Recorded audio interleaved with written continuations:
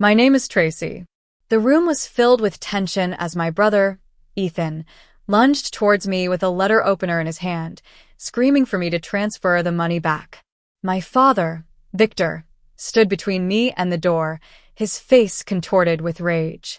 My mother, Isabella, clung to my arm, her nails digging into my skin as she pleaded with me to give in. It was a moment of pure chaos, but I remained calm, knowing that I had planned for this. Let me take you back to how we got here. I come from a well-to-do family. My parents, Victor and Isabella, are upper middle class. Victor is a proud and stubborn man, always believing his decisions are right. Isabella is more emotional, often swayed by Victor's opinions and the idea of a luxurious lifestyle. Ethan, my younger brother, is the golden child in the family. At 25, he's been coddled and spoiled, with a penchant for gambling.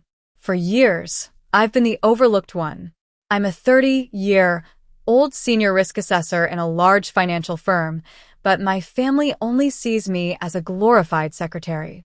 They tell everyone I just answer phones and file papers, completely unaware of my real skills. 6 months ago, Ethan came to me, hungover and reeking of alcohol.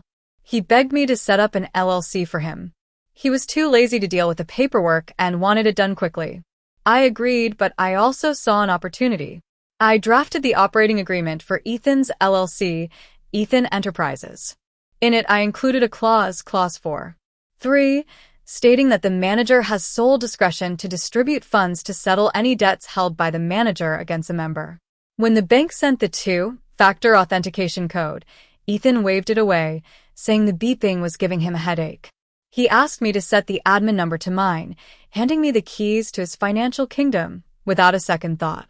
A few weeks ago, my parents came to me with a proposition. They wanted me to sign away my 20% share of our family home.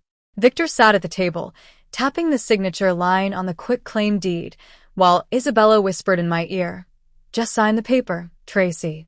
Ethan's business profits are the only way we can afford the Ocean View retirement community."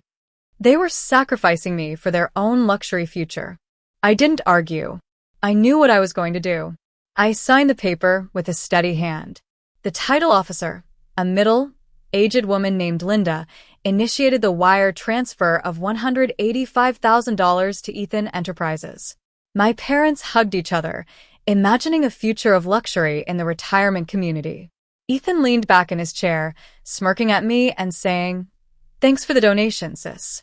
When the company goes public, I might hire you to make coffee." I opened my laptop, which was already on the table. I logged into the commercial banking portal of the same bank where I had set up Ethan's LLC account. 3 days ago, I had set up a transaction template in the drafts folder. When the $185,000 hit Ethan's account, I clicked the transfer button. The money was instantly transferred to my personal savings account as a debt settlement.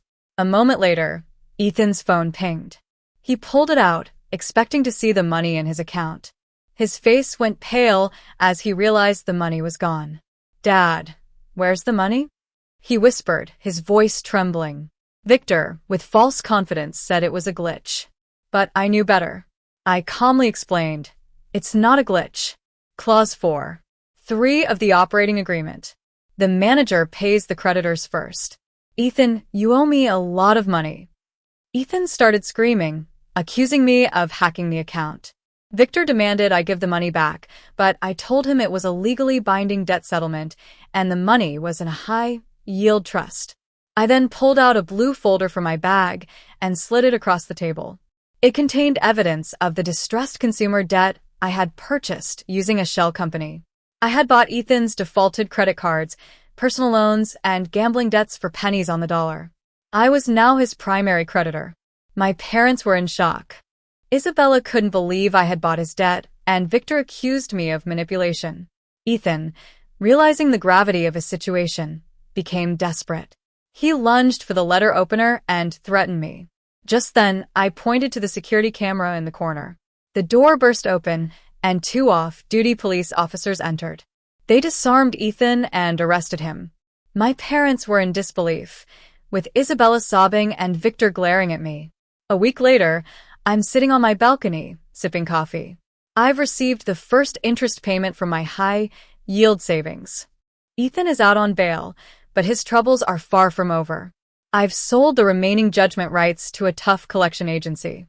My parents lost the house, and they're now in a motel, sending me texts full of begging and rage. I've deleted their contacts one by one. I walked away with $185,000 and no regrets. I've finally freed myself from years of being the invisible daughter. But I wonder, at what price would you sell your relationship with your family? Or are there betrayals no amount of money can fix? Let me know in the comments.